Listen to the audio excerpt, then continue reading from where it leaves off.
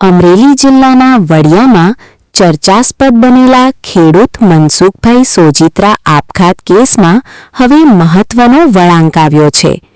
આપઘાત પહેલા ખેડૂતે બનાવેલા વિડીયોમાં જેમના પર ગંભીર આક્ષેપો કર્યા હતા તે બાલા સોજિત્રા અને ભાવેશ સોજિત્રા નામના બંને આરોપીઓ આખરે વડિયા પોલીસ સમક્ષ હાજર થયા છે।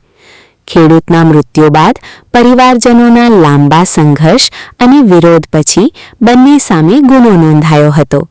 ફરિયાદ નોંધાયા બાદથી ફરાર રહેલા બંને આરોપીઓ ગત સાંજે સ્વયં પોલીસ સ્ટેશન ખાતે હાજર થતા સમગ્ર ઘટનાક્રમમાં નવું પ્રકરણ ઉમેરાયું છે। વડિયા પોલીસ હવે બંનેની સઘન પૂછપરછ કરી રહી છે અને કેસના તમામ પાસાઓને ધ્યાનમાં રાખી આગળની કાયદેસરની કાર્યવાહી હાથ ધરવામાં આવી રહી છે। ઇન્ચાર્જ પીઆઈ પીડી ગોહિલે બંને આરોપીઓ પોલીસ સમક્ષ હાજર થયાની પુષ્ટિ કરી છે।